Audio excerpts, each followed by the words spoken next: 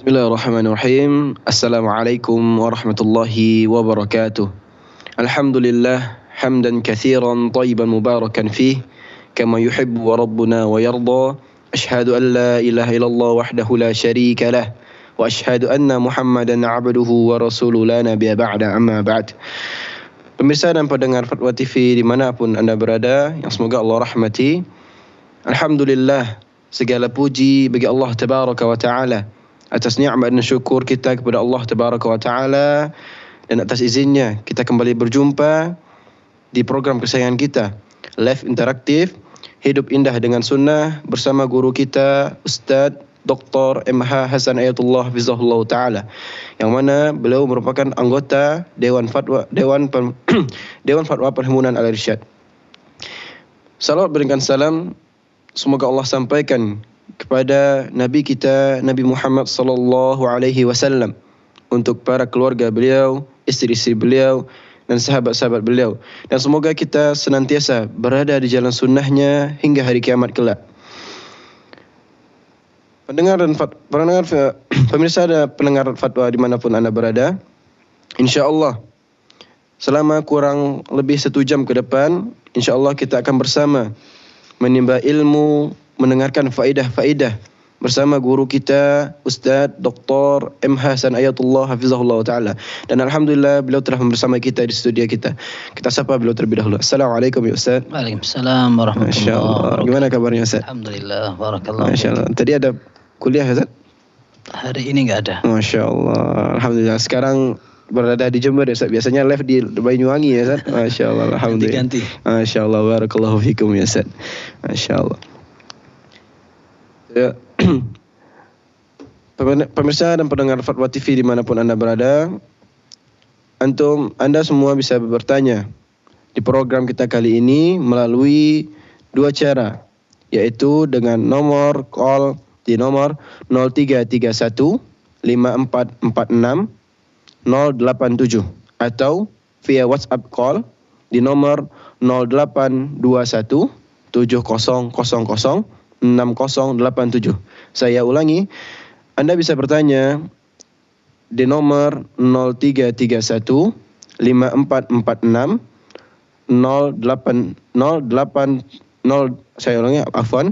saya ulangi. Anda bisa bertanya melalui nomor call di nomor 0331 5446 087 atau via WhatsApp call di nomor 0821 7000 6087. Nah, pemirsa dan pendengar Fatwa TV dimanapun anda berada, sebelum kita mendengarkan jawaban-jawaban dari Ustadz kita, guru kita, Ustadz Dr. MH Hasan Ayatullah Hafizahullah Ta'ala, marilah sejenak kita mendengarkan faedah dari beliau. Nah, tafadhal ya Ustadz. Jazakumullah khair. Bismillahirrahmanirrahim. Alhamdulillahirabbil alamin wa sallallahu wa sallam wa baraka ala abdihi wa rasulih nabiyina Muhammad wa ala alihi wa sahbihi ajma'in. Amma ba'd. Kaum muslimin dan muslimat, pemirsa Fatwa TV, pendengar radio sunnah dimanapun antum berada, semoga Allah Azza wa Jalla senantiasa membuat kita, mengarahkan kita sebagai hamba yang bersyukur. Hari-hari ini kita mendapat kesegaran, ketenangan, kesejukan. Banyak hujan di mana-mana, dan semoga ini merupakan hujan rahmat dan merupakan anugerah karunia yang bisa bermanfaat untuk kaum muslimin dan untuk kita agar semakin bersyukur kepada Allah. Dan kita tahu bahwa tidak semua tempat Allah beri hujan. Allah menyatakan fayasrifuhu amman yasha. Ya, fayusibu bihi man yasha wa yasrifuhu amman yasha. Ketika Allah berbicara tentang hujan, Allah katakan ini dikasihkan ke beberapa tempat dan dipalingkan dari beberapa tempat. Dan dulu di zaman Nabi sallallahu alaihi wasallam sampai ada orang minta kepada Rasul sallallahu alaihi wasallam di tengah khutbah Jumatnya agar dimintakan hujan kepada Allah Subhanahu wa taala. Dalam hadis Anas yang disebutkan dalam Sahih Bukhari dan Muslim, ketika khutbah Jumat, Nabi sallallahu alaihi wasallam dikeluhin oleh seorang Arab Badui. Dia mengatakan, "Ya Rasulullah, halakatil amwal wa anqata'atis subul, fad'u Allah an yughithana." Ya Rasul, kita semua sudah kesulitan, harta-harta kami habis semua. Kita dalam keadaan repot, susah. Maka tolong mintakan kepada Allah agar Allah turunkan hujan. Ini yang dikenal dengan istisqa, minta hujan. Dan minta hujan ini bisa dilakukan dengan sholat, bisa juga dengan khutbah dan berdoa biasa. Dan ini salah satu contohnya. Maka Nabi SAW mengangkat kedua tangannya kemudian berdoa, Allahumma aghithna, Allahumma aghithna, Allahumma aghithna. Kata Anas bin Malik radhiyallahu anhu, turun hujan sejak saat itu. Bahkan dalam beberapa riwayat dikatakan Nabi SAW belum turun dari mimbarnya sampai hujan itu turun. Kemudian karena memang atapnya terbuat dari pelepah-pelepah kurma, sehingga air itu mengalir sampai di jenggot Nabi SAW. Kemudian kata Anas, fama ra'ayna syamsa sabta. Kita sampai enggak melihat matahari selama 1 pekan. Ini menunjukkan doa beliau mustajab. Kemudian pada saat itu orang-orang betul-betul mengharapkan turunnya hujan. Dan memang Allah Azza wa Jal mengatakan turun hujan ini menjadi kabar gembira. Fa'idha asaba bihi man yasha'u min ibadihi idza hum yastabshirun. Ketika hujan ini turun kepada beberapa orang yang Allah kehendaki, maka mereka berbahagia. Wa huwa alladhi yunazzilul ghaitha min ba'di ma qanatu. Allah yang menurunkan hujan setelah sebelumnya orang-orang pernah merasakan putus asa. Maka kita pantas bersyukur. Dan ada sebuah hadis yang mengatakan bahwa paceklik itu merupakan hukuman.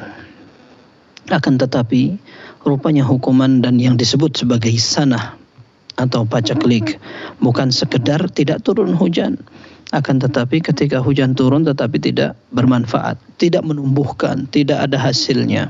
Nabi SAW menyatakan walaisatis sanatu alla tumtaru. Tidaklah paceklik itu adalah kalian tidak ditimpa hujan sama sekali. Walakinnas sanata an tumtaru thumma la tumbitu lakumul ardu syai'a. Kalian hujan, mendapatkan hujan terus menerus, akan tetapi tidak ada hasilnya dari panen dan semacamnya. Khawatir bahwa Allah Azza wa Jalla menghukum. Ya, Allah Azza wa Jalla ingin memberikan hukuman kepada hambanya.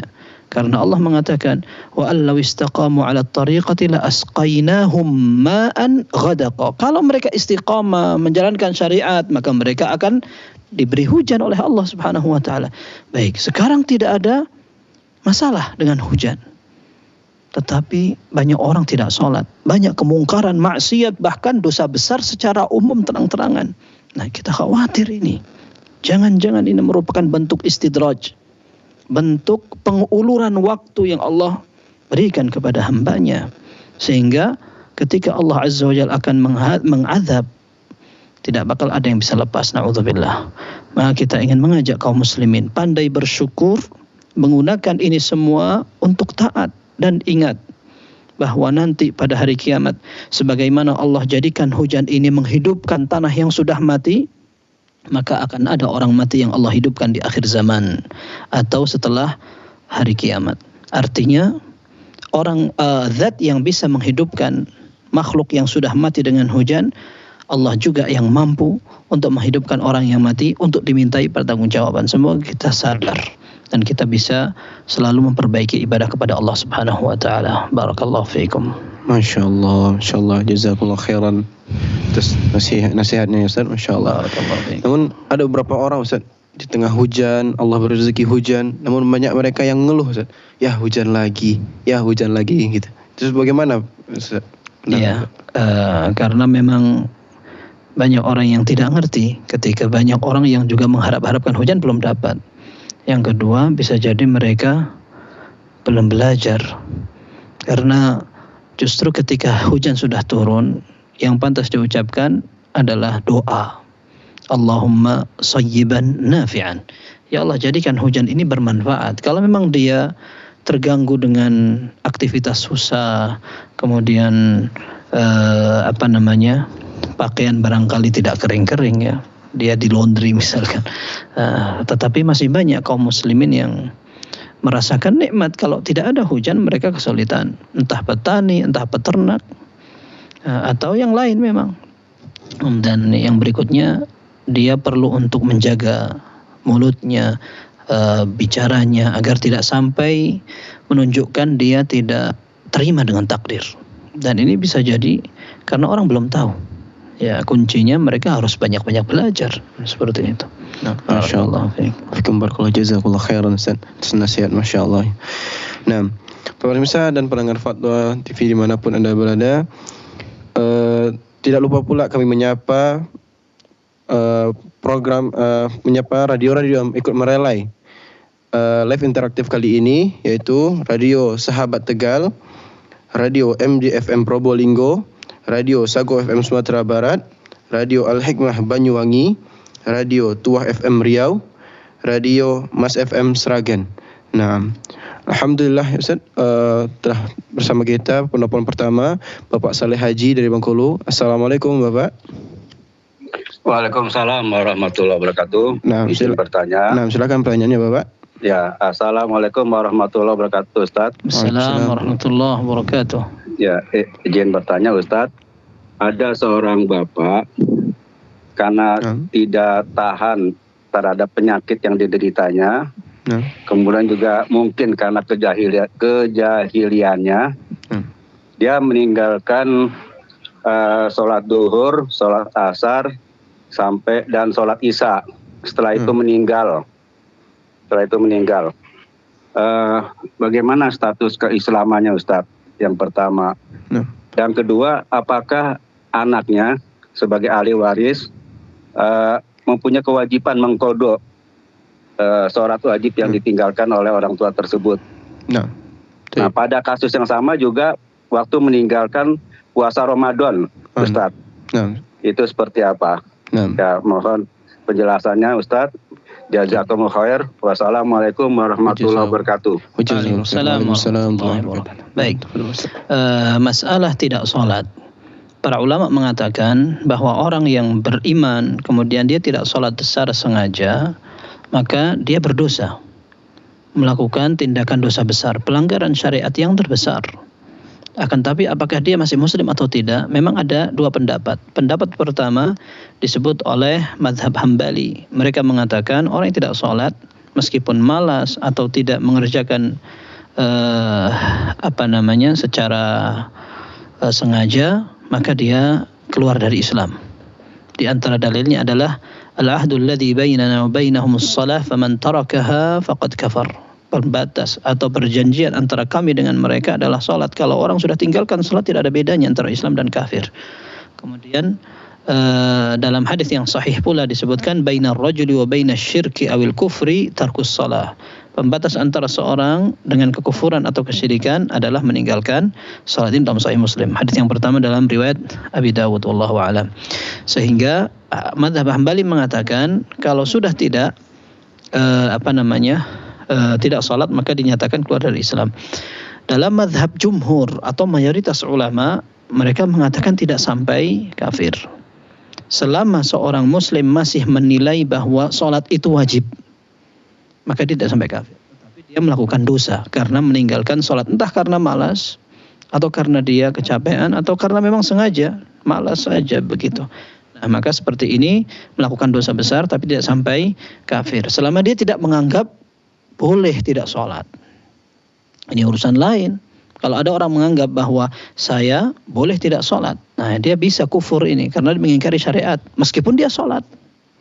Nah, dia mengingkari syariat. Tapi berbeda dengan orang yang masih menilai bahwa sholat itu wajib, tapi dia tidak sholat. Nah ini dia berdosa, akan tetapi tidak sampai keluar dari keislaman. Sehingga tetap bisa disolatkan. Kemudian dikafani, dimakamkan di pemakaman kaum muslimin. Adapun keluarganya, apakah perlu mengqadha? Jawabannya tidak perlu, karena memang tidak ada dalil yang menunjukkan kewajiban mengqadha ibadah salat. Ya, kecuali dari pelakunya sendiri. Orang pernah sakit, operasi, atau dia sedang malas-malasnya, lalu dia taubat. Maka dia ingat, dulu anak tidak sholat selama 3 hari. Maka diqadha dia 3 hari itu sama orangnya sendiri. Adapun diqadhakan oleh orang lain, tidak ada dalilnya.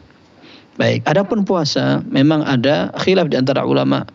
Di antara dalilnya dalam Sahih Bukhari dan Muslim, man mata wa alaihi siyamun sama anhu waliyuhu. Orang yang meninggal sementara dia punya hutang puasa, maka walinya atau ahli warisnya atau orang dekatnya kalau mau membayarkan boleh. Bayarkan boleh. Nah, sehingga sebagian ulama mengatakan boleh diqadhakan seperti itu. Sekalipun sebagian ulama lain mengatakan puasa itu hanya nazar saja. Ya, hadis yang tadi kita sebutkan itu berkaitan dengan puasa nazar. Adapun puasa Ramadan tidak. Kalau seandainya ahli warisnya mau membayarkan fidyah, maka tidak apa-apa. Seperti itu. Adapun salat tidak. Tapi didoakan saja semoga Allah ampuni beliau, dan semoga sakit yang keras itu membuat beliau terampuni banyak dosa, ya. Dan terus diistighfarkan, mudah-mudahan Allah ampuni. Masya Allah. Jazakumullah khairan atas jawabannya, Ustaz. Barakallahu fiikum, Masya Allah. Kita beralih ke penelpon selanjutnya dengan Bapak Asep dari Lampung. Assalamualaikum Bapak. Perwa TV. Waalaikumsalam warahmatullahi wabarakatuh. Nah, silakan pertanyaannya Pak. Ya, Assalamualaikum warahmatullahi wabarakatuh Pak Ustaz. Waalaikumsalam warahmatullahi wabarakatuh. Silakan Pak Asep. Ini Pak Ustaz mau bertanya tentang hadiah nih Pak Ustaz. Jadi kalau kita menghadiahkan sesuatu gitu Pak Ustaz ya kepada orang yang mampu Pak Ustaz, apakah boleh pahalanya kita khususkan untuk orang tua kita yang sudah meninggal dunia gitu Pak Ustaz? Baik. Boleh dua saat lagi boleh nggak Pak Ustaz? Silakan. Kedua nih Pak Ustaz, kan hadiah sama sodako kan beda nih Pak Ustaz. Kalau sodako itu boleh nggak sama kerabat kita yang mampu gitu Pak Ustaz? Baik. Itu dimakan sodako apa termasuk hadiah gitu Pak Ustaz? Iya, itu? Baik. Apa boleh kita masak atau kita sodako sama orang mampu gitu Pak Ustaz? Iya. Itu aja Pak Ustaz. Baik. Assalamualaikum warahmatullahi wabarakatuh. Baik. Yang pertama, perbedaan antara sedekah dan hadiah otomatis berbeda. Hadiah adalah pemberian yang memang dilatar belakangi oleh mungkin hubungan kasih sayang, kenal, keakraban dan seterusnya, itu hadiah dan memang tidak terikat dengan kebutuhan. Ini namanya hadiah biasa. Ada pahalanya insyaallah. Nabi SAW perintahkan tahaddu tahabbu. Salinglah kalian memberi hadiah, niscaya kalian akan saling mencintai. Dan Nabi SAW suka memberi hadiah. Kalau dikasih hadiah, beliau berusaha untuk mengganti atau membalas. Artinya itu ibadah dan akan ada pahalanya. Apakah boleh hadiahnya dikirim? Ya, kita katakan bahwa motivasi kita untuk berkirim pahala adalah kita cinta kepada orang yang meninggal. Sehingga kita berharap beliau yang sudah mendahului kita ini bisa memanfaatkan kiriman kita. Kalau seandainya kita tahu bahwa yang kita kirim tidak nyampe, maka kita pasti tidak akan melakukan. Karena kecintaan kita kepada mereka, maka kita akan mencari sesuatu yang bisa bermanfaat, begitu. Maka kita ingin maksimalkan niat baik kita itu. Di dalam syariat ada 3 ibadah yang memang ada ketentuannya, insya Allah sampai. Yang pertama puasa, tadi kita sebutkan man mata wa alaihi siyamun shama anhu waliyuhu. Orang yang meninggal kemudian dipuasakan oleh orang yang masih hidup, maka dia akan sampai berarti. Yang kedua adalah sedekah. Dalam Sahih Muslim ada seorang sahabat bertanya, "Ya Rasulullah, inna ummi iftalatat nafsuha." Ibuku mati mendadak. Wa adhunnuha in takallamat tasaddaqat. Kalau dia sempat berbicara saja, pasti dia akan perintahkan untuk sedekah. Afa atasaddaqu anha? Atau dalam riwayat dikatakan, afalaha ajrun in tasaddaqtu anha? Apakah dia dapat pahala kalau seandainya aku sedekah untuk nama ibuku? Maka Nabi SAW, na'am, iya. Yang kedua, yang ketiga haji, yang dikenal dengan badal haji atau badal umrah, karena tidak ada perbedaan antara haji dan umrah. Nah, 3 ini yang ada dalilnya. Adapun yang lain, termasuk kurban, sedekah, bukan sedekah, tetapi baca Quran, bahkan sholat atau amal ibadah lainnya. Ini kan tidak ada dalilnya. Ya, ada sebagian ulama mengatakan mungkin sampai dengan qiyas, disamakan dengan ibadah yang tadi disebutkan dalilnya. Ada yang mengatakan tidak ada, tidak bisa sampai karena memang tidak ada dalilnya. Maka yang penting untuk diperhatikan dan diwaspadai, daripada kita ragu nyampe atau tidak, mending kita cari yang sudah pasti. Ya, kita cari yang sudah pasti dengan sedekah, insya Allah sampai. Adapun yang belum pasti, maka kita belum bisa memberikan ketentuan seperti itu. Dan tidak perlu ada orang istilahnya memaksakan atau berusaha fanatik dengan pendapat sampai pasti. Kalau tidak sampai pasti akan ada notifikasi tidak sampai. Kayak gini nih terlalu lancang untuk berbicara. Baik. Yang kedua tadi yang ditanyakan adalah boleh atau tidak sedekah kepada orang kaya? Boleh jawabannya. Kalau sedekahnya bukan zakat. Karena di dalam syariat sedekah itu diartikan dengan dua pendapat, dua makna.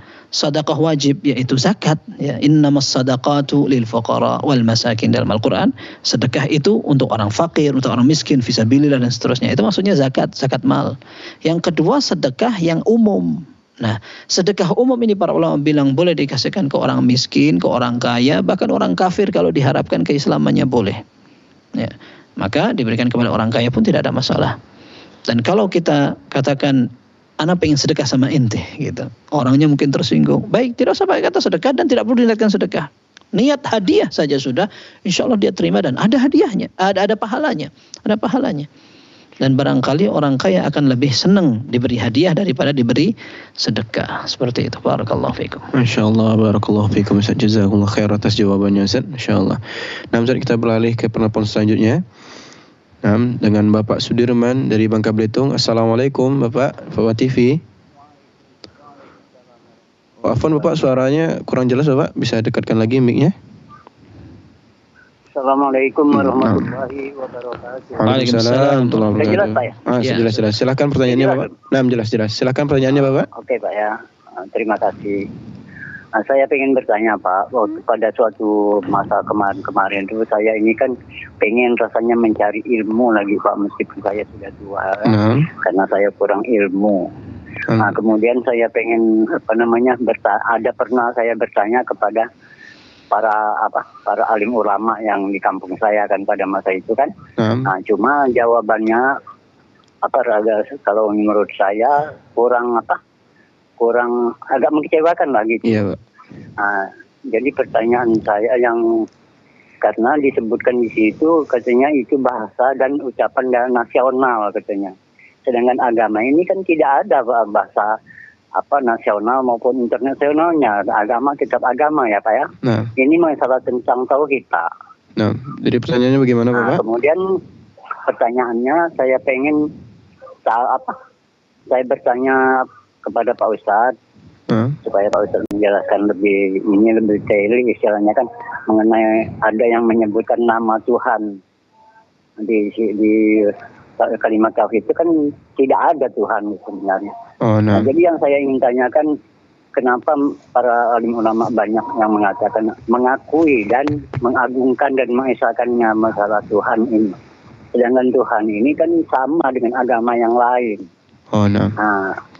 Demikianlah pertanyaan saya Pak. Terima kasih. Jazakumullah khairan. Assalamualaikum warahmatullahi wabarakatuh. Waalaikumsalam warahmatullahi wabarakatuh. Pertanyaannya jelas. Ya, semoga Allah Azza wa Jalla memberikan keistiqomahan kepada antum dalam belajar dan tidak apa-apa belajar di waktu tua. Ya, dulu para sahabat Nabi SAW mereka belajar di waktu tua. Ayah Abu Bakar masuk Islamnya sudah buta karena sudah tua sekali. Dan ini akan membuat husnul khatimah biiznillah. Tidak ada masalah. Maka dalam Sahih Bukhari disebutkan perkataan Umar radhiyallahu anhu, tazawwadu qabla an tusawwadu. Ya, berbekallah kalian dengan ilmu sebelum kalian akan ditokohkan. Maka kata Imam Bukhari ketika menyebutkan riwayat Umar itu, beliau mengatakan wa ba'da an tusawwadu, sekalipun kalian sudah terlanjur ditokohkan tetap belajar. Wa kana as-sahaba yata'allamuna ba'da kibarihim, dan dulu para sahabat Nabi SAW mereka belajar setelah tua. Jadi enggak ada masalah dan mudah-mudahan ilmunya bermanfaat, ibadahnya semakin maksimal dan istiqomah sampai husnul khatimah. Ya. Tadi yang antum sebutkan benar. Ya, Allah mengatakan la ilaha illallah. Ya. Syahidallahu annahu la ilaha illa huwa. Allah mempersaksikan tidak ada Tuhan yang berhak disembah selain Dia. Tuhan yang berhak disembah memang cuma Allah Subhanahu wa taala. Adapun Tuhan-Tuhan selain Allah ada apa enggak? Ada. Berhala, disembah selain Allah. Maka di zaman Nabi SAW ada 360 berhala. 360 berhala. Orang-orang jahiliyah, mereka dulu menyembah berhala dan mereka yakin bahwa ada Rabb yang mereka akui kekuatannya di langit. Sehingga orang-orang kafir jahiliyah disebut jahiliyah karena bukan berarti mereka tidak yakin dan tidak percaya Allah. Mereka percaya Allah tapi belum bisa mengesahkan Allah. Ya, disebutkan dalam Al-Qur'an. Wala in sa'altahum man khalaqas samawati wal arda la yaqulunna Allah. Kalau engkau tanya kepada mereka siapa yang menciptakan langit dan bumi, mereka tahu itu Allah. Maka ketika Abdul Muttalib akan diserang oleh Abraha, maka dia dan orang-orang Quraisy waktu itu berlindung di gunung dan mereka berdoa kepada Allah. Karena mereka tahu Allah akan melindungi Ka'bah dan Allah yang bisa dimintai. Dan orang kafir ketika mereka naik kapal dan akan dihuncam dengan ombak, mereka juga berdoa kepada Allah. Fa idza rakibu fil fulki da'awullaha mukhlishina lahuddin. Kalau mereka naik kapal diantam ombak yang besar, mereka akan berdoa kepada Allah saja. Esa itu, mereka ngerti itu. Nah, tetapi kalau mereka sudah kembali ke daratan, bersyirik lagi. Jadi kafir jahiliyah itu bukan karena tidak yakin Allah, tetapi mereka tidak bisa mengesahkan ibadah kepada Allah. Jadi intinya kalau antum tanya, Tuhan selain Allah ada apa enggak? Banyak. Tetapi apakah Tuhan selain Allah itu berhak disembah? Ini yang tidak ada. Dan betul kita menghormati semua yang memiliki keyakinan. Sebagaimana semua keyakinan tidak disalahkan ketika meyakini bahwa keyakinan yang paling benar. Dan kita sebagai orang Islam, kita tidak menyatakan bahwa agama kita sama dengan agama lain. Kalau begitu kenapa kita harus Islam? Tapi kita berpegang dengan Islam karena inilah yang benar. Allah katakan inna ad-dina 'indallahi al-Islam. Agama yang Allah ridai Islam. Wa may yabtaghi ghairal islami dinan fala yuqbala min. Orang yang cari agama selain Islam tidak akan diterima oleh Allah. Seperti itu. Kalau ternyata diterima sama orang lain itu urusan lain, tapi yang kita jadikan pertimbangan Allah Azza wa Jalla. Seperti itu. Barakallah. Allah, barakallahu fikum Ustaz, jazakumullah khair atas jawabannya Ustaz. Nah, insyaallah. Kemudian kita beralih ke penelpon selanjutnya Ustaz. Nah, dengan Ibu Masriah di Tasikmalaya. Assalamualaikum Ibu, Farwa TV. Waalaikumsalam warahmatullahi wabarakatuh. Nah, silakan pertanyaannya Ibu. Assalamualaikum Ustaz. Waalaikumsalam. Saya mau bertanya Ustaz. Ya, kalau sholat sunat, satu sholat, satu salam bisa dua niat. Misalnya sholat syukrul wudu sama tahajud gitu, atau sholat syukrul wudu sama duha gitu. Yang ke satu itu Ustaz. Yang kedua, ibu saya sakit-sakitan dan udah tua, itu tidak kuat puasa. Bagaimana itu yang sakit-sakitan dan udah tua bisa dikodok sama anaknya atau bisa ku pijah? Yang kedua itu aja Ustaz. Jazakallahu khairan katsiran Ustaz. Assalamualaikum warahmatullahi wabarakatuh. Assalamualaikum warahmatullahi wabarakatuh. Baik Mas Ria, barakallahu fiik. Yang pertama, betul. Ini yang disebut oleh para fuqaha atau para ulama fikih dengan isyrak atau tasyrik an-niyah, menggabungkan dua niat. Betul, bisa memang bisa betul. Orang ketika tahiyatul masjid, qomat, dia mau sholat sunnah tahiyatul masjid, nggak mau duduk dulu. Ternyata qomat, maka dia langsung saja sholat zuhur atau sholat apa yang sudah dikumandangkan iqamahnya itu, dan itu sudah mewakili tahiyatul masjidnya. Demikian pula ketika ada orang yang ingin melaksanakan sholat tahajud sambil wudhu seperti disebutkan tadi. Tapi para ulama mengatakan kalau ada dua ibadah sunnah seperti itu, maka kita niatkan yang atas. Seperti sholat tahiyatul masjid dengan sholat tahajud. Maka sholat tahajud yang lebih tinggi, maka kita niatkan tahajudnya sambil meniatkan yang bawah, begitu. Karena kalau kita niatkan yang bawah, khawatirnya yang atas nggak kena, seperti yang disebutkan oleh beberapa ulama. Kemudian yang kedua, orang tua yang sudah sakit atau tidak mampu lagi, maka tidak apa-apa, tidak berpuasa. Akan tetapi membayar fidyah saja. Tinggal membayar fidyah pada masing-masing hari yang ditinggalkan. Tidak perlu diqadha. Orang yang mengqadha itu, kata para ulama, adalah orang yang sakit dan ada kemungkinan untuk sembuh. Nah, ketika mungkin la qadarullah terjadi kecelakaan atau mungkin demam atau sakit lainnya sehingga tidak mampu untuk berpuasa atau butuh untuk minum obat. Nah, setelah itu akan sembuh maka dia mengqadha. Adapun karena sudah sepuh, tua, kemudian tidak mampu lagi, maka tidak apa-apa, tidak usah mengqadha, tapi langsung bayar fidyah. Seperti Anas bin Malik radhiyallahu anhu, beliau memfidyah. Fidyah dengan bahan makanan pokok setiap masing-masing dari hari yang ditinggalkan. Dan para ulama mengatakan ini meskipun ada sebagian membolehkan untuk membayar sebelum puasa. Hari pertama Ramadan dia sudah bayar untuk 30 hari. Ada sebagian ulama membolehkan seperti itu, tapi yang lebih aman kita membayar setelah lewat 1 hari. Entah mau dirapel di bagian akhir setelah 15 hari lewat untuk bayar 15 hari, atau setiap hari bayar setengah sa', ya setengah sa' seperti itu. Misalkan dengan beras, ya dengan beras kira-kira ya 1,5 kilo atau 750 gram. Nah itu bisa bayar fidyah. Wallahu a'lam bissawab. Masyaallah, jazakallah khairan Ustaz atas jawabannya. Nah, barakallahu fiikum ya Ustaz. Nah, kemudian kita beralih ke penelpon selanjutnya Ustaz. Ada Bapak Eko di Bengkulu. Assalamualaikum Bapak, Fatwa TV. Waalaikumsalam warahmatullahi wabarakatuh. Nah, silakan Bapak pertanyaannya.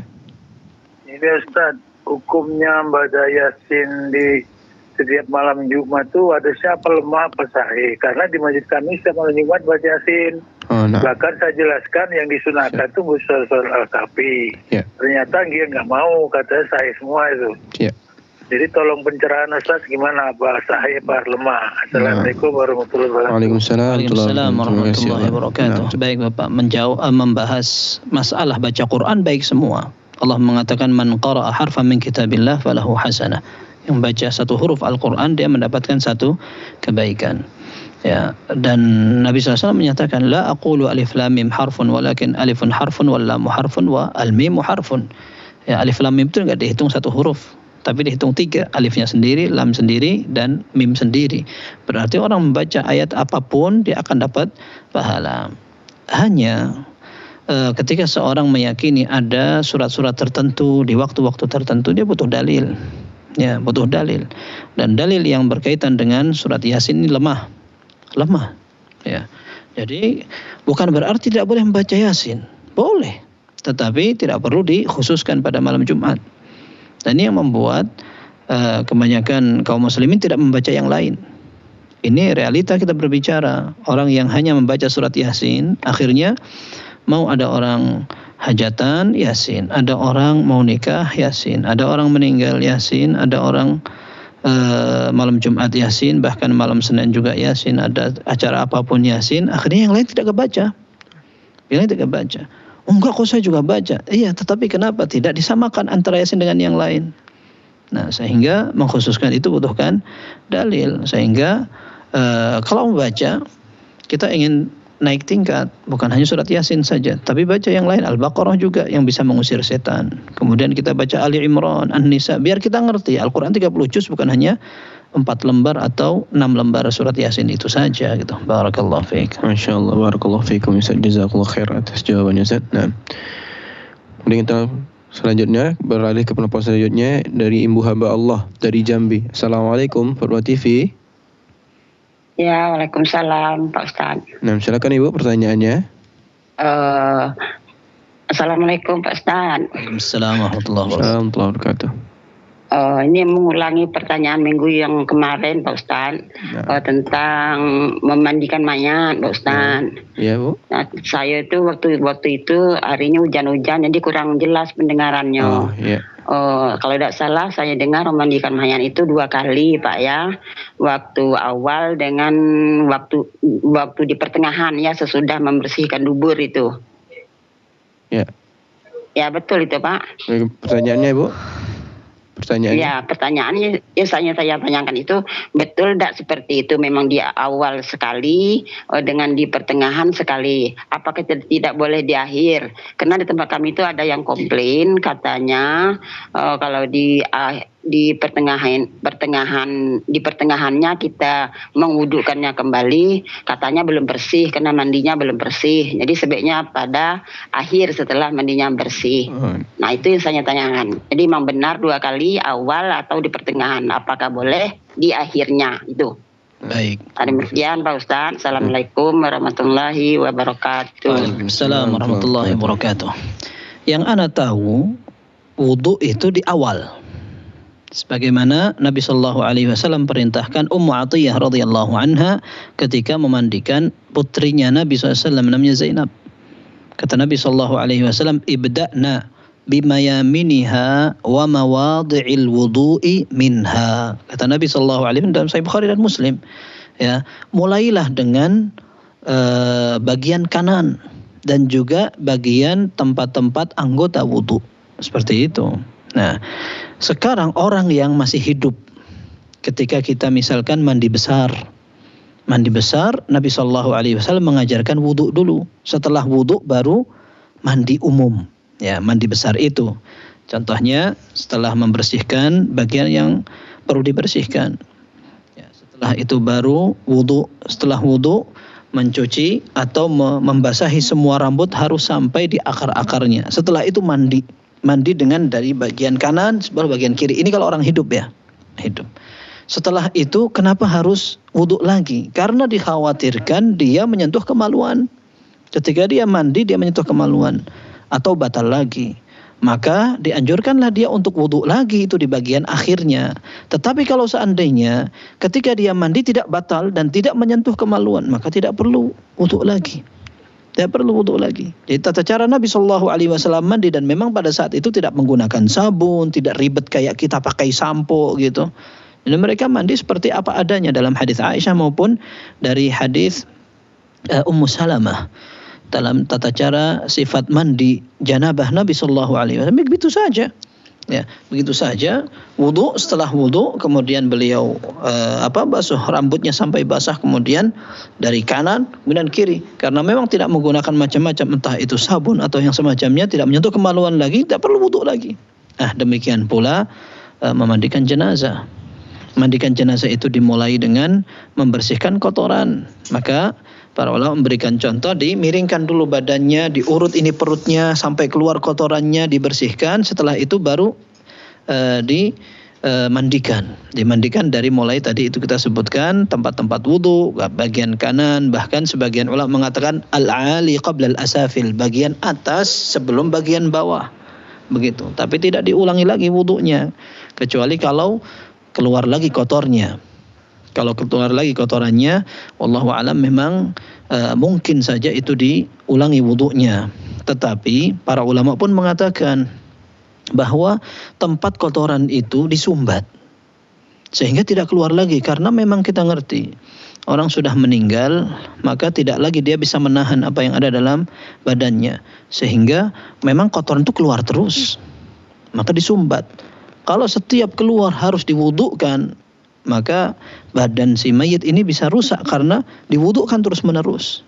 Maka apa yang keluar setelah dia selesai pemandian sudah selesai, karena memang itu metodenya seperti itu dan tidak bisa dirubah. Akhirnya nggak boleh kentut lagi, nggak boleh keluar lagi, nggak bisa, ini sudah meninggal. Seperti itu. Sehingga wallahu alam yang ana pahami, dan ana kalau salah ana siap merujuk. Ya, kalau memang seandainya ada pendapat yang lebih kuat dan ada dalilnya mengulangi wudu, ya kita ikuti.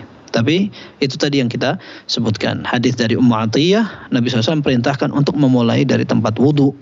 Jadi mulai seperti itu. Wallahu a'lam bishawab. Nah, masyaallah, barakallahu fiikum, Ustaz. Jazakumullah khair atas jawabannya, Ustaz. Dan kita beralih ke penelpon selanjutnya, Ustaz, dengan Bapak Samsul dari Sulawesi Barat. Assalamualaikum, Fatwa TV. Waalaikumsalam. Nah, silakan Bapak pertanyaannya. Assalamualaikum Ustaz. Waalaikumsalam warahmatullahi wabarakatuh. Yang ingin saya tanyakan ini, bagaimana cara... Maaf Bapak, suaranya kurang jelas. Bisa diulangi Bapak? Ya, bagaimana cara mengatasi atau menghilangkan sifat riya yang ada dalam hati ketika kita sedang beribadah atau ingin beramal atau menuntut ilmu? Mohon penjelasan. Assalamualaikum. Waalaikumsalam warahmatullahi wabarakatuh. Iya, riya ini penyakit ya. Ya, riya ini merupakan sifat orang-orang munafikin.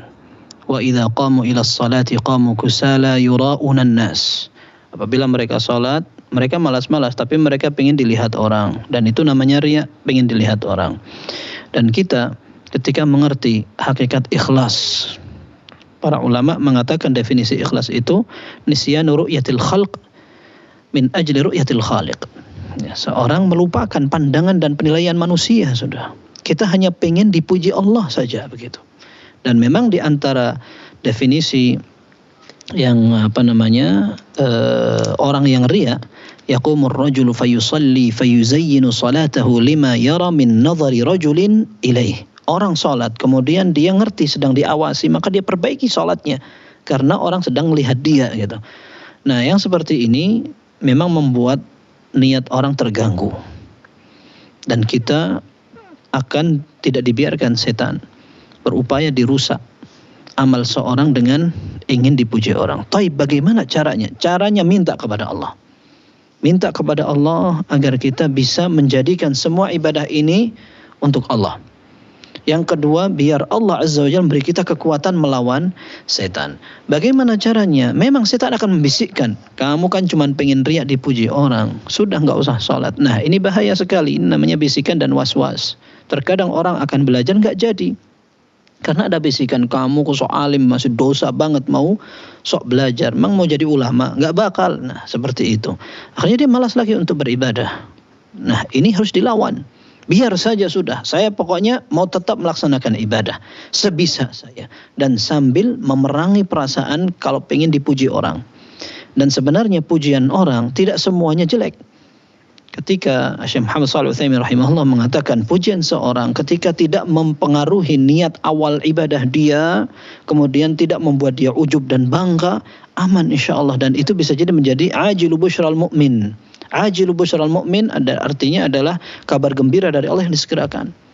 Ya, sehingga tidak masalah seorang ketika beribadah berupaya untuk semaksimal mungkin mencari ridha Allah Azza wa Jalla. Kalau nanti ada orang juga yang memuji dia berusaha untuk mengikis perasaan bangganya itu. Seperti Imam Ahmad ketika dilaporin orang, wah antum dipuji sama orang, katanya begini-begini. Kata Imam Ahmad, ya Aba Fulan, innar rajula idza arafa nafsahu la yanfa'uhu kalamun nas. Wahai Aba Fulan, orang itu kalau tahu diri, ngaca dan sebenarnya kelemahan dia, orang paling ngerti dia sendiri, maka tidak perlu memperdulikan omongan orang, begitu. Sehingga yang paling tahu tentang kita adalah kita.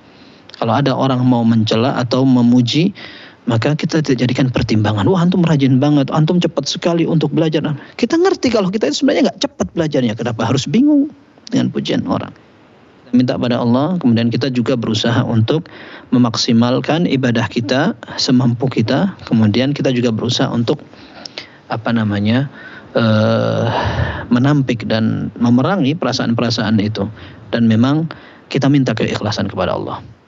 Kita minta keikhlasan kepada Allah Subhanahu wa taala, dan jangan sampai perasaan seperti ini menghalangi kita untuk ibadah. Seperti itu. Barakallahu fiikum. Masyaallah. Masyaallah. Barakallahu fiikum Ustaz. Jazakallahu khair atas jawabannya Ustaz. Nah, kita beralih ke penelpon selanjutnya Ustaz dengan Bapak Rustam dari Sumatera Barat. Assalamualaikum Bapak. Waalaikumsalam warahmatullahi wabarakatuh. Silakan pertanyaannya Bapak. Begini Ustaz, kalau kita salat berapa macam rukun salat dilakukan dengan berdiri. Kemudian yang lainnya dilakukan dengan duduk di kursi. Contoh begini Ustaz, kita salat berdiri. Pertama sekali ihram sampai ruku itu berdiri Ustaz. Giliran sujud kita duduk di kursi, lalu sujudnya di kursi gitu Ustaz. Tak menyentuh lantai. Jadi apakah boleh begini atau harus kalau salat duduk itu duduk semua 100% walaupun kita mampu berdiri Ustaz? Karena yang kurang mampunya itu sujudnya Ustaz. Jika boleh yang begini campur-campur begitu, atau salat berdiri semuanya, atau salat duduk seterusnya. Bagaimana Ustaz, mohon penjelasannya. Atas jawaban Ustaz, saya ucapkan terima kasih. Assalamualaikum warahmatullahi wabarakatuh. Waalaikumsalam warahmatullahi wabarakatuh. Jazakumullah khairan Pak Rustam. Barakallahu fiik. Iya. Salat itu ada dua. Salat fardu atau salat sunnah. Salat sunnah bebas. Sholat sunnah seperti sholat malam, sholat duha, atau sholat mutlak. Orang pengen mengisi waktu atau memperbanyak sholat ketika i'tikaf, atau memang dia sedang pengen aja cari pahala gitu, akhirnya sholat. Nah ini sholat sunnah. Sholat sunnah ketika orang capek, dia boleh untuk milih duduk, sengaja sudah. Sengaja. Artinya dia mampu untuk berdiri, tapi dia pengen duduk. Maka ini dibolehkan. Tetapi Nabi SAW menyatakan, salatul al-qa'id nisfu salati al-qa'im. Sholatnya orang duduk, pahalanya separuh dari sholat orang berdiri. Itu ketika dia bisa berdiri tapi milih untuk duduk karena capek atau karena mungkin pengen biar lebih lama bacaannya dan seterusnya. Dan Nabi SAW praktekkan. Nabi SAW sholat malam, beliau takbir, kemudian ketika takbiratul ihram, kemudian setelah itu beliau membaca bacaan yang panjang duduk. Nah, ketika beliau akan rukuk, beliau berdiri lagi kemudian rukuk. Begitu. Nah, adapun yang kedua adalah sholat fardu. Sholat fardu nggak ada pilihan. Sholat fardu seorang ketika mampu wajib berdiri, tidak boleh melaksanakan sholat sesuai kemauan, tidak boleh. Ya, kalau mau sujud, sujud. Kalau berdiri. Hanya kalau tidak mampu, ini urusan berbeda. Tidak mampunya karena sakit, atau karena tua, atau karena memang kecapean yang luar biasa. Ini urusan lain. Nah ini yang berlaku hadis Nabi SAW yang sahih. Salli qa'iman fa illam tastati' fa qa'idan fa illam tastati' fa ala jamb. Sholat sambil berdiri kamu. Kalau nggak mampu, sholat sambil duduk. Nggak mampu, sholat sambil berbaring. Itu kalau memang tidak mampu dan karena sakit. Dan insya Allah pahalanya full. Orang yang sakit, dalam Sahih Bukhari dikatakan, "Idza maridal 'abdu aw safar, kutiba lahu ma kana ya'malu muqiman sahiha." Apabila seorang safar atau sholat ketika sakit, sehingga tidak bisa maksimal seperti ketika tidak sakit dan tidak safar, maka Allah akan tetap catatkan pahalanya sempurna seperti dia sedang tidak safar dan sedang tidak sakit. Jadi hukum asalnya kalau sholatnya fardu ya harus dilakukan secara maksimal. Baik tadi yang bertanya mampu semuanya tapi nggak bisa sujud karena sakit lututnya atau punggungnya atau apa, akhirnya duduk di kursi, boleh, nggak ada masalah. Nggak ada masalah. Nabi SAW pernah melihat ada orang yang sholat ketika sakit, dikunjungi Nabi SAW, ternyata dia ambil bantalnya ditempelkan di jidat begini. Kata Nabi SAW, nggak usah pakai ini, lempar. Kemudian dia ambil kayak kayu atau batu gitu. Kata Nabi SAW, nggak usah begini. Kata Nabi SAW, salli alal ardi in istata'ta, fa illam tastati' fa aumi ima'an. Kamu sholat di atas tanah seperti normal. Tapi kalau nggak mampu karena sakit, maka kamu cukup memberikan isyarat nunduk begini. Waj'al sujudaka akhfadha min ruku'ik. Jadikan ketika posisi yang nunduk isyarat sujud lebih rendah daripada isyarat ketika kita rukuk. Seperti itu. Wallahu a'lam bishawab. Masyaallah, jazakallah khairan Ustaz jawabannya. Nah, kita lanjut pertanyaan selanjutnya dari penelpon selanjutnya. Ada Ibu Yanti dari Sumatera Barat. Assalamualaikum Ibu. Waalaikumsalam warahmatullahi wabarakatuh. Nah, silakan Ibu pertanyaannya. Ya, assalamualaikum Ustadz. Waalaikumsalam warahmatullahi wabarakatuh. Izin bertanya Ustadz, jika ada najis di pakaian dan lupa menanggalkannya ketika mau sholat, di tengah-tengah sholat baru ingat Ustadz, bukan setelah sholat tapi di tengah-tengah sholat ingatnya. Ini bagaimana Ustadz? Apakah harus dibatalkan sholat atau tetap dilanjutkan sholatnya Ustadz? Baik.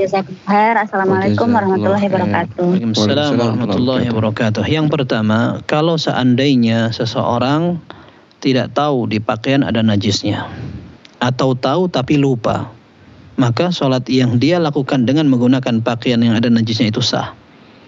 Nah, yang kedua, kalau seandainya dia ingat atau tahu, kalau dia sudah tahu tapi lupa, kemudian setelah lupa dia ingat, atau tadinya nggak ngerti, setelah itu diberitahu, kamu kok di bajunya ada kotoran najisnya begitu. Nah, dia tahu seperti itu, maka kewajibannya adalah segera melepaskan.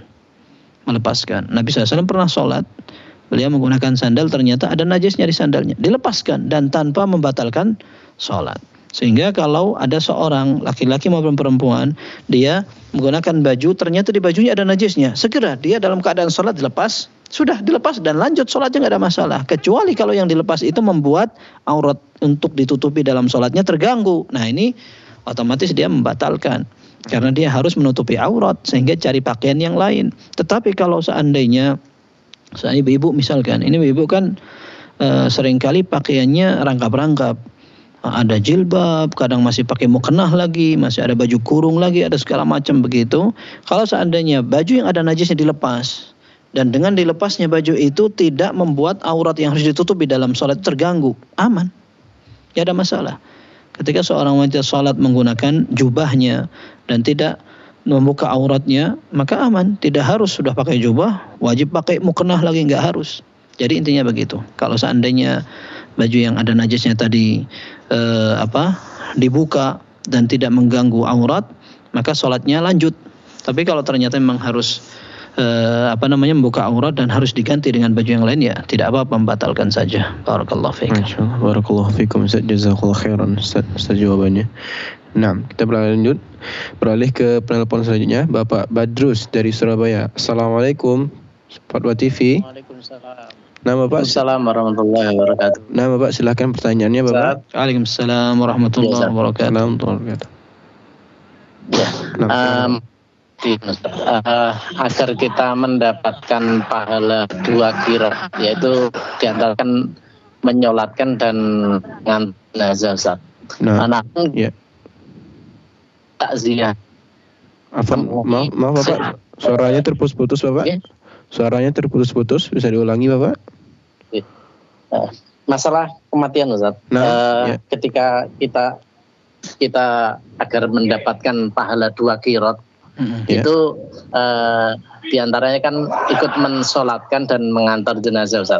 Nah, tapi kita tidak ikut takziah Ustaz. Jadi kita dapati mayat itu sudah posisi di masjid, kita ikut mensolatkan dan kita langsung ikut menguburkan. Dan apakah itu sudah termasuk mendapatkan pahala 2 qiraat itu? Dan diantaranya di situ ketika mensolati, setelah sholat itu ada amalan-amalan yang tidak ada contohnya. Kita keluar, terus kita ikut mengantarkan jenazah, di tempat pekuburannya pun ada amalan seperti itu, Ustaz. Tapi kita berlepas diri setelah dimakamkan, saya ikut pulang, itu sudah tidak merusak pahala 2 qiraat tadi, Ustaz. Baik. Jazakumullah khairan. Iya, jawabannya sudah insyaallah, karena dalam hadis dikatakan, dalam hadis Abu Hurairah dalam Sahih Bukhari dan Muslim, man syahidal janazata hatta yusalla 'alaiha falahu qirat wa man syahidaha hatta tudfan falahu qiratan. Dalam hadis disebutkan, barang siapa yang menyaksikan prosesi pengurusan jenazah sampai disolatkan, maka dia dapat 1 qirat. Kalau dia tambah lagi dengan memakamkan, maka dia akan mendapat 2 qirat. Adapun aza atau mengucapkan takziah kepada orang yang sudah meninggal, tidak harus dalam bentuk ritual tertentu, datang ke tempat tertentu, misalkan seperti seremonial atau makan apa, kemudian orangnya siapa saja dan harus di rumah, harus di sini, tidak harus. Ketemu di jalan, ketemu di kuburan, mengatakan azzamallahu ajrak wa ahsana azaak wa ghafar limayyitik, semoga Allah agungkan pahala kamu, mengampuni dosa orang yang sudah meninggal dari keluargamu. Ini merupakan takziah, tidak ada masalah. Dan memang takziah itu ada manfaatnya, bisa menghibur orang yang sudah meninggal, tetapi tidak ada kaitannya dengan 2 qirat yang tadi. Adapun antum tadi sebutkan keluar dari masjid karena ada ritual-ritual yang tidak ada contohnya dari Nabi SAW, bagus, betul itu, dan tidak mengganggu pahala yang tadi. Seperti itu. Barakallahu fiikum. Barakallahu Ustaz. Nah Ustaz, ada pertanyaan terakhir dan penelpon terakhir Ustaz, dari Ibu Yuni Pekanbaru. Nah, tafadhal. Assalamualaikum Fatwa TV. Waalaikumsalam warahmatullahi wabarakatuh. Nah, Ibu, silakan. Assalamualaikum Ustaz. Waalaikumsalam warahmatullahi wabarakatuh. Pertanyaan Ibu.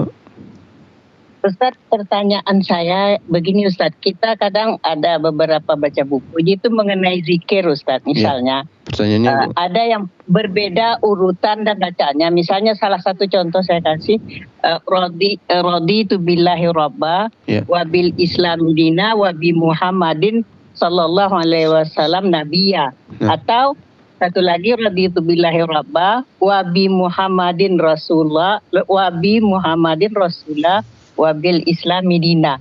Apakah yang dua ini bisa kita amalkan salah satunya? Karena kadang sudah terbiasa salah satu itu aja kita gitu. Jadi maksud saya tuh salahkah itu atau mana yang benarnya gitu. Itu aja pertanyaan saya. Jazakallah khairan. Assalamualaikum warahmatullahi wabarakatuh. Iya. Ketika ada riwayat yang semuanya sahih dan para ulama menyebutkan tidak ada masalah dalam takdim wa ta'khir, apa yang lebih dulu ini, yang lebih belakang ini, maka tidak apa-apa, dipraktekkan semuanya. Dan kalau ada yang mendahulukan ini tidak apa-apa, mendahulukan ini tidak ada masalah. Dan ini sama juga dengan zikir-zikir lainnya, seperti contohnya subhanallah walhamdulillah wala ilaha illallah wallahu akbar.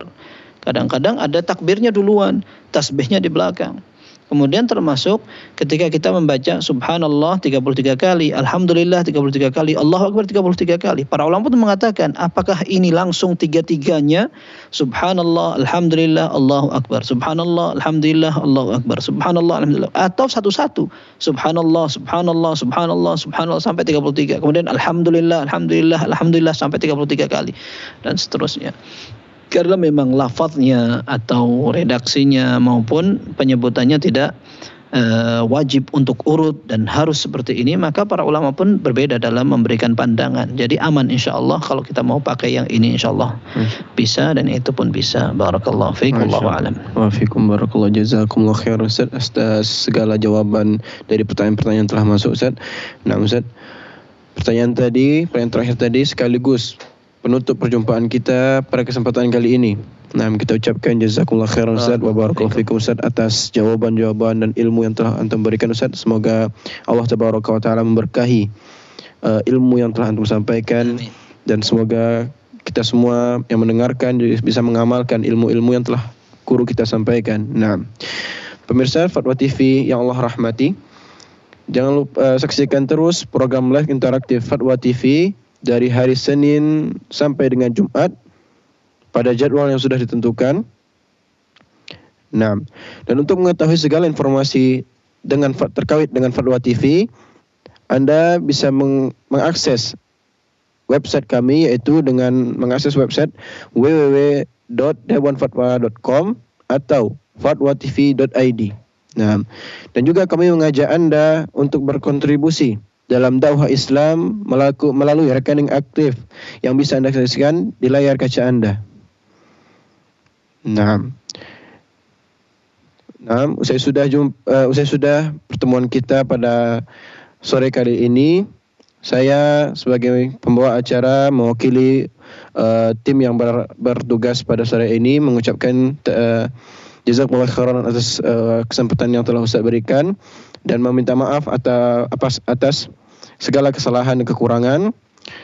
Kita tutup live kita kali ini dengan doa kafaratul majlis. Subhanakallahumma bihamdika asyhadu an la ilaha illa anta astaghfiruka wa atubu ilaik. Assalamualaikum warahmatullahi wabarakatuh.